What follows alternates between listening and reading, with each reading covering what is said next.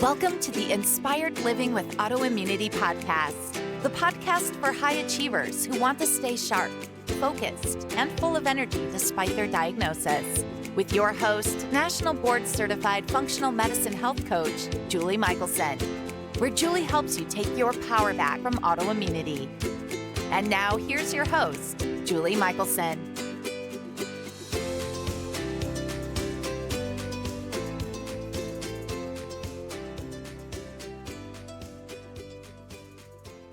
Welcome back to the Inspired Living with Autoimmunity podcast. I'm your host, Julie Michelson, and today we're joined by Divya Dhawan, Sjogren's Thriver and National Board Certified Functional and Holistic Health Coach. Today we're talking about the body's ability to heal from Sjogren's as it can any autoimmune condition.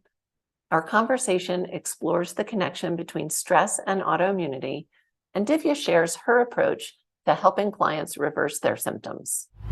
Divya, welcome to the podcast. Thank you so much, Julie. So nice to be here and talk about autoimmune. Yeah. As you know, you and I have the same mission. We need to keep these conversations going so that people know that they have options. That's correct. Yeah. How did you get to be a Sjogren's health coach and an autoimmune expert? Tell me a little bit about your journey of what brought you to this. Yeah, absolutely. And, I think most of us who come to this point where we start talking about and, becoming autoimmune experts is really from our own experience. So my work also kind of stems from my own experience. So the story goes like this. Almost about 9 years ago, I was diagnosed with this autoimmune disorder, which is called Sjogren syndrome. Not many people still know about it and can't pronounce it, of course. So it is characterized with dry eyes, dry mouth, joint pains, fatigue.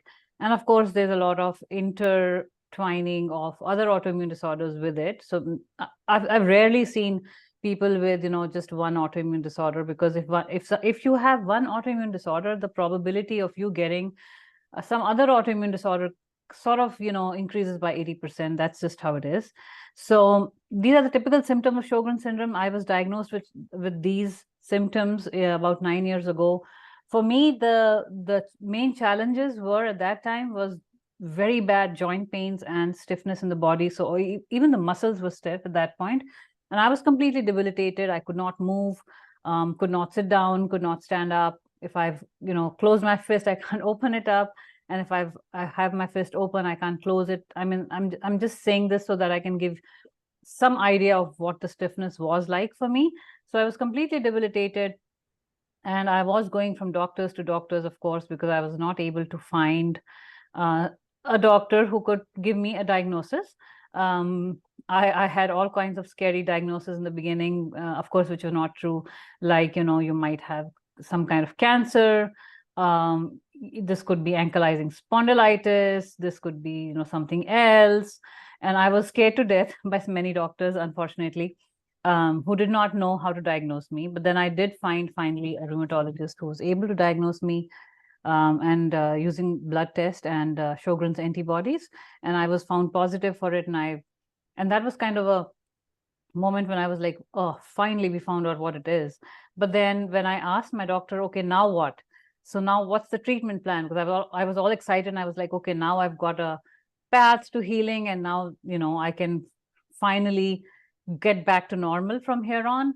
But the answer that I got was something more depressing than the disorder itself, which was like, you can only manage your symptoms, and we can help you manage your symptoms through your life, but this is how your unfortunately life is going to be like. And I was looking at the doctor for like a few seconds, and I was like, heck no, I don't want this life, And then so that is when I really started doing my own research and finding out what really is going on with me, first of all, and then what I need to do in order to get better without, the drugs, of course.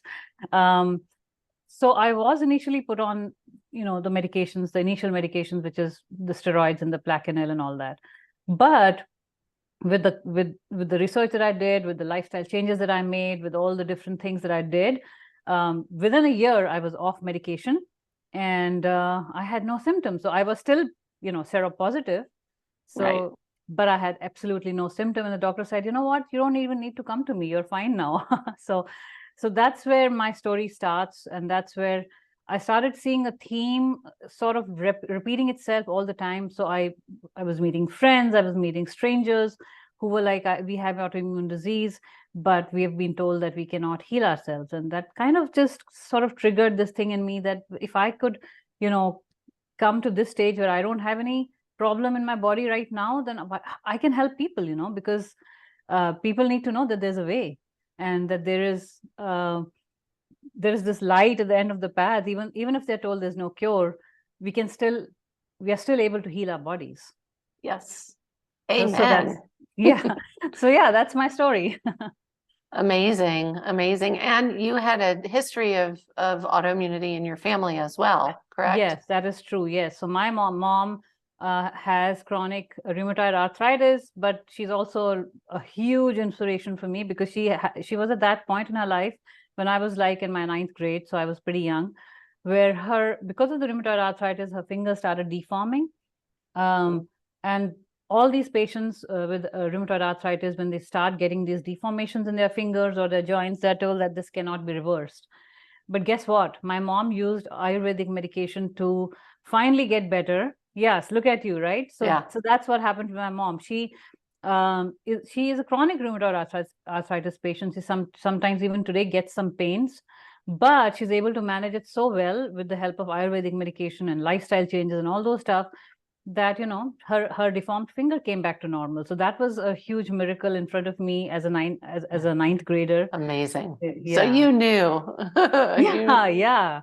So that is what happened when I got Sjogren's, and when the doctor said there's no cure. That is when this light bulb emerged into my brain, and it was like, no, wait, if my mom could have done this, I can do this too. So, and then my grandmother, she of course did not have any autoimmune like the autoimmune we know. She had heart health issues, which are also sort of autoimmune if we really look into it now. But she was my healing goddess because she had a healing remedy for everything and everything. It always worked, and it was always natural. So so this is sort of my background. That's amazing. Yeah, thank you. We want to talk today about one of my favorite topics, and I know we both agree that it's even though I think it's pretty known that it really does help drive autoimmunity. Even a lot of functional medicine doctors and a lot of people just don't really address it. Or they'll say the word and tell the patient or the client, lower your stress. So I want to talk about this connection between stress and autoimmunity. 100%. Yes, stress is such a huge driver of so many disorders in the body, including autoimmunity. And the reason being because when the stress is high, of course, this hormone called cortisol, which is produced by our adrenals, is really high in our body, and we are always in the fight and flight mode, which is the sympathetic nervous system mode, in which any other function in the body is not a priority for it. So definitely then what happens, the first thing that happens is the digestion that goes for a toss. And when that happens, we have imbalanced microbiomes, and then a lot of endotoxins entering the body. And then all of this sort of drives us to get into autoimmunity, because these endotoxins, the main one out of which is the lipopolysaccharide, that really is a toxin that the body cannot handle with. And then it starts attacking the body itself in an attempt to remove this endotoxin. And there are many other molecules that mimic a foreign body, and that the body starts attacking. So stress really drives all of that. Stress also can cause symptoms of histamine intolerance, because a lot of cortisol means a lot of histamine in the body. And so there's a lot of interrelationship between stress and the physiological functions that happen, which are of course imbalanced. So definitely stress is something that we need to address and find ways to really manage the stress better, because we're always going to have stress in the kind of life we are living until we start going to, if someone decides I'm going to go live in the Himalayas and disconnect with the world and all that, and that's the only time when we won't have stress. But considering that we all want to live this life as we have it, we are going to have stress. And so managing the stress is so important, because stress indirectly is a driver of autoimmunity, 100%. And there's so many studies that show that also nowadays. So it's not something just that is assumed. It's like scientifically proven now. Right. Absolutely. Yeah. So back to my comment that then people, okay, once we accept, okay, we all have stress, and stress is connected definitely to health and absolutely to autoimmunity. What do people do? What do you do?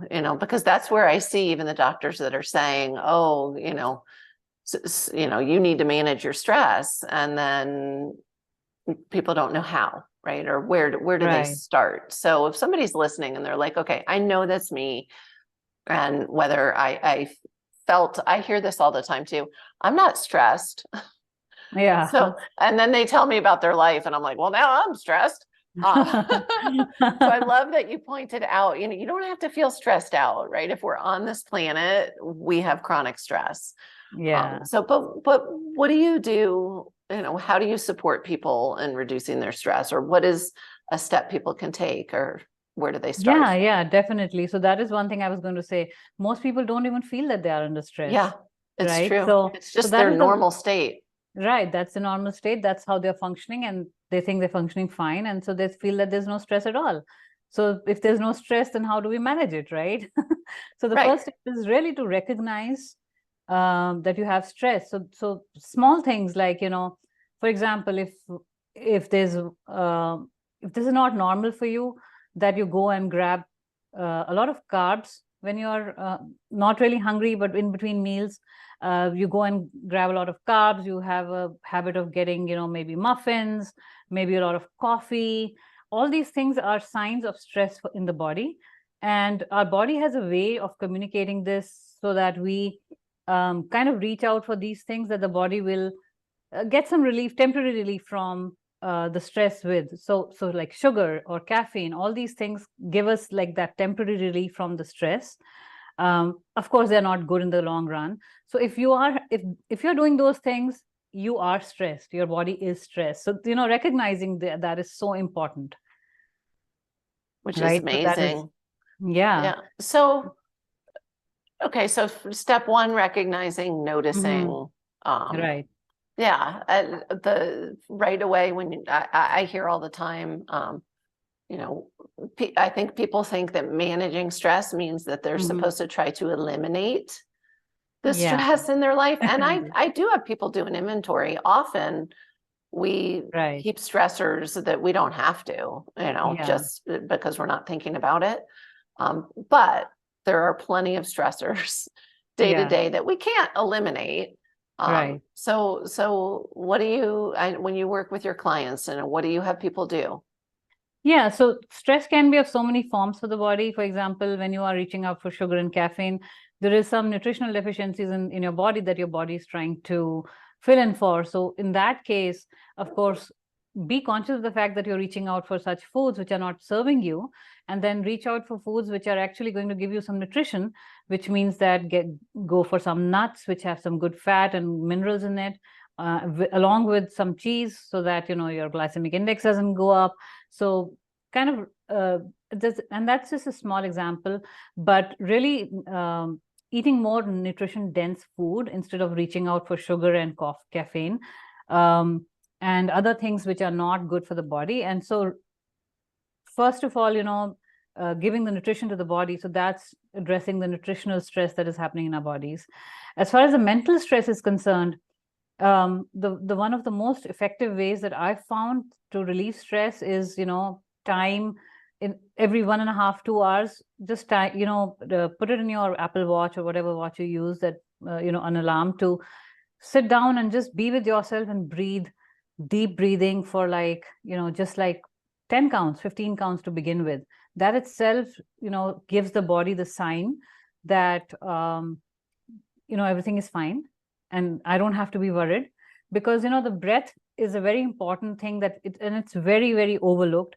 So if you look at, if we really pay attention to it right now, your listeners, I will tell them to pay attention to their breath. How are they breathing? most often than not, most of us are breathing very shallow. So we're never taking deep breaths, right?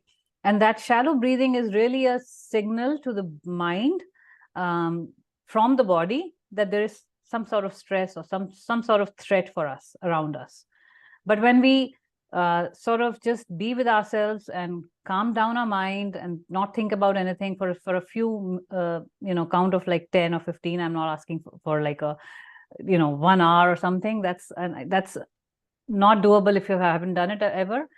So just be with yourself and breathe and do some deep breathing and do some belly breathing. So how the belly breathing works is you sit up straight and put your right palm on your tummy, and the other hand, the left hand, on your chest. And so when you breathe in, make sure that your tummy is coming out. So that is when you really fill up your lungs. And then when you breathe out, your tummy or your stomach should go in. So you are actually stimulating the diaphragm to expand fully and then contract fully, and then the lungs will have filled up much more than we do it normally. And that's a sign for the body. These breaths that we take are a sign for the body and the mind that everything is fine around us. There's nothing to worry. And it can instantly bring you into the parasympathetic nervous system mode, which will really help mitigate the stress to some extent. Thank you so much for walking us through that as well. Yeah, and I am a big fan of breath work. Yeah. It is true that we can signal our body, through environment, we can signal through breath, so even if your head is busy, when you start taking those deep breaths, you can at least touch into the parasympathetic state. Yeah. I feel like it's a really easy way. Yeah, so many people have just lived only in the sympathetic state day in and day out that it becomes, it's like I say, like working a muscle. You just need to practice. So that is amazing. Yeah, I'm so glad, and I hope that this helps the listeners too. Yeah, and this is one thing they can do even if they're listening while they drive. Yeah, they can breathe. 100%. And you don't need to really sit in a quiet place. You can absolutely do it when you're driving. And if you're on a Zoom meeting, of course, if no one is seeing you. Yeah, well, we're breathing. Nobody can tell, Yeah. So that's perfect. Great.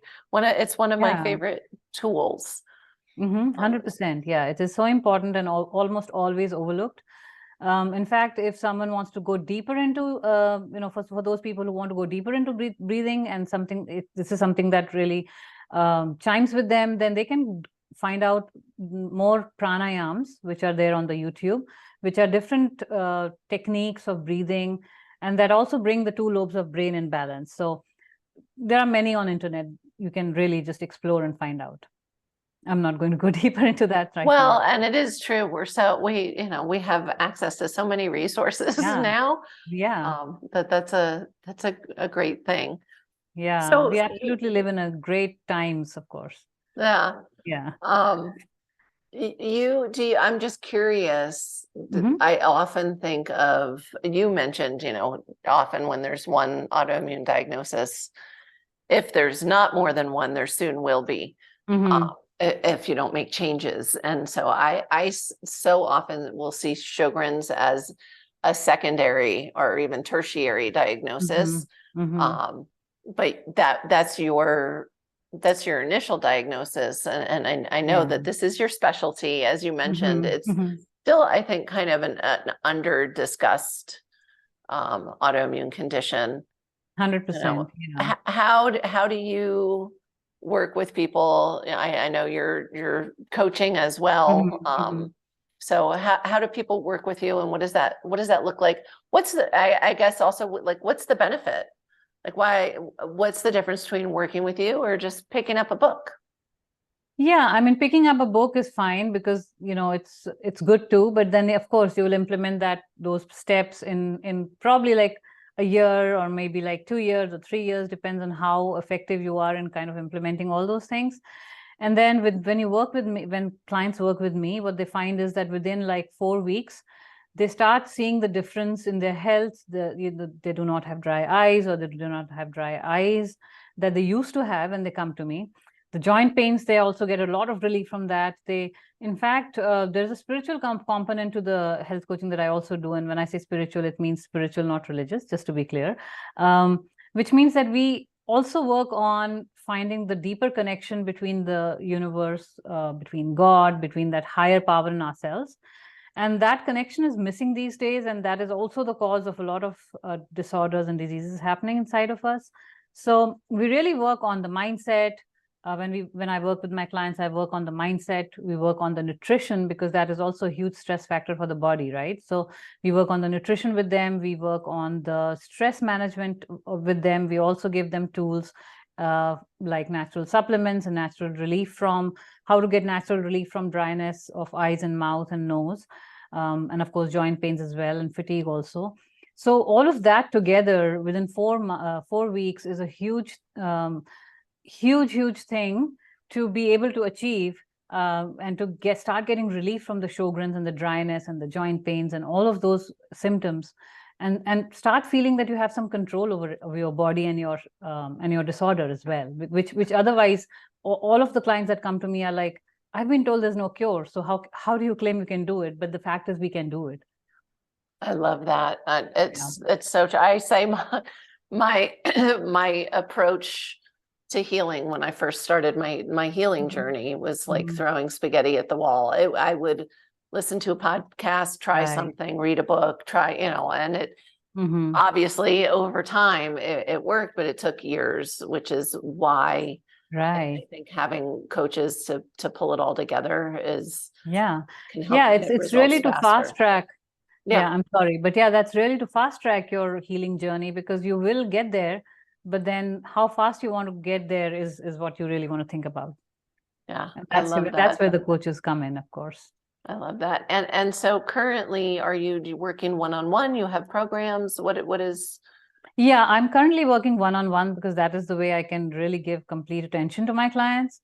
And that's where also everything becomes personalized and customized for them, so that, because every person with Sjogren's is different.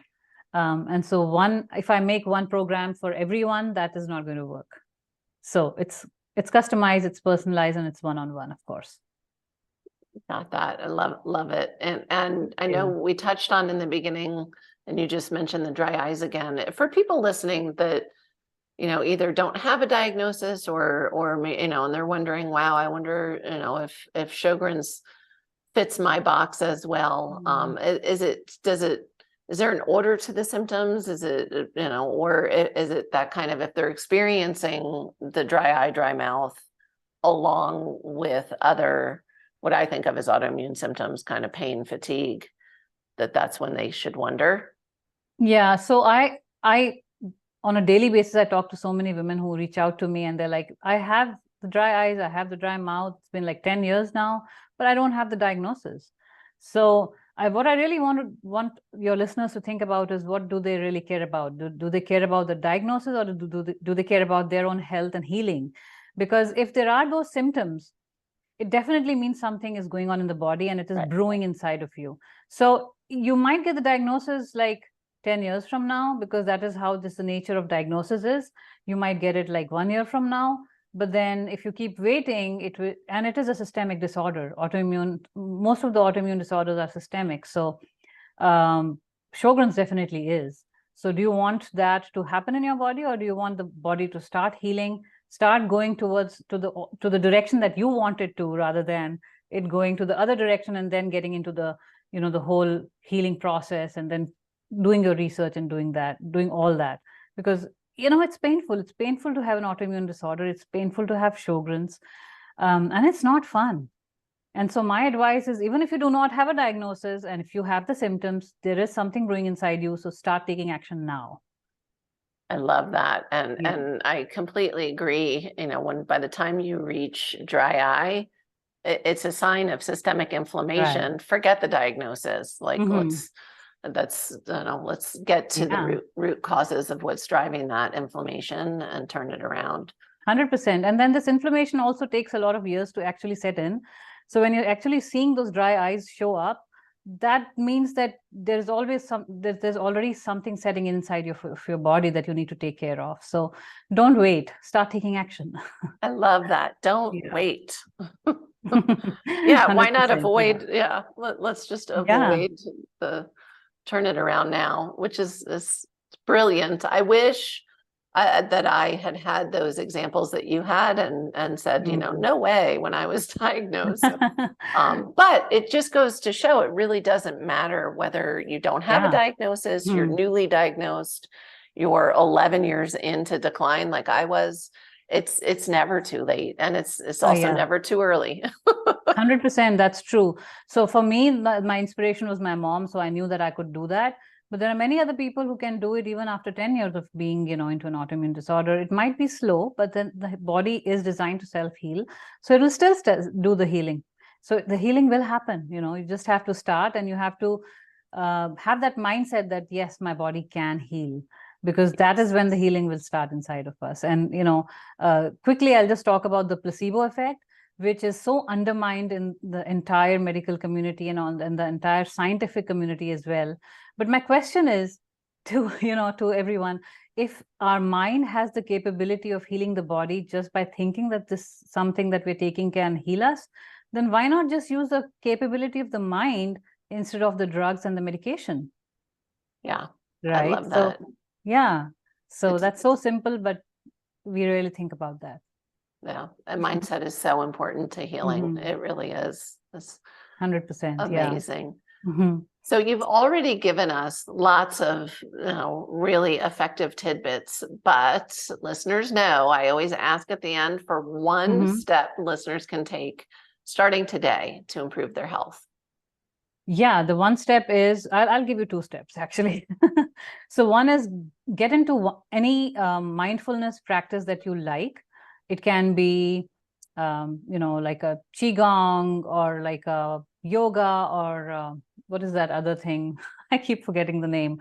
Tai Chi, sorry. Yes. Any mindfulness practice is going to put your body in a parasympathetic nervous system mode. And that is why, the importance of mindfulness is so important. So that is one tip. And then don't do it just like a day or two or like a week and say nothing is happening. Have the patience and give your body the grace to, experience it for about a month and then see what happens, because changes will start happening. I personally know many people who have just turned around their health just by doing yoga, so not Amazing. Guaranteeing that this will happen for everyone, but then it's worth a try. And even if your disease doesn't go away, it will still help your body. So don't give up on it, do it. All right. So that's the first tip. And the second tip is start eating organic food. I know it's expensive, but wherever you can, and if you can go to the local farmers market and get the seasonal and local food, that's even better, because you don't want the glyphosate, and that's a huge topic, which I can again talk on for another hour, but I won't. But the glyphosate is a chemical which completely disrupts the gut health. It works as a toxin that the body cannot digest, and then it starts attacking the, itself, because thinking that is a part of that is a foreign body, and it just in an attempt to remove it, it starts attacking itself. Just changing your food can bring huge difference in the health as well. Awesome. I know most people have a tough time with just one. So two works. Yeah. So what I wanted to say was just this glyphosate, just remove that as much as possible from your diet. And to do that, you have to go to organic food. Unfortunately, that's just how it is. Absolutely. Yeah, for sure. And in this country, especially in the US. That's true. Yeah.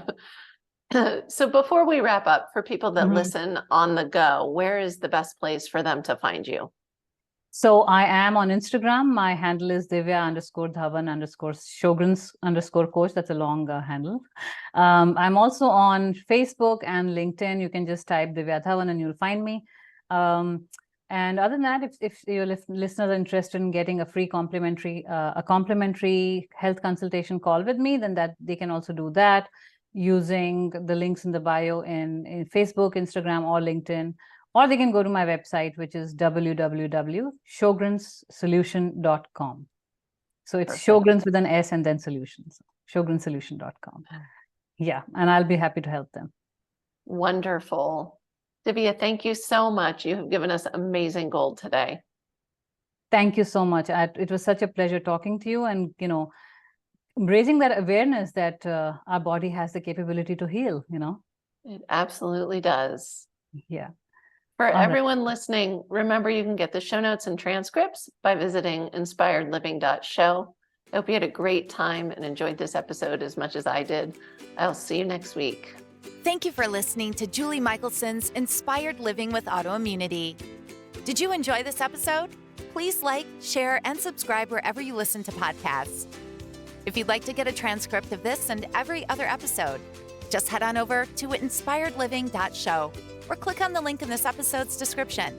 There, you can also find everything we discussed in this episode, including links and information about our guest.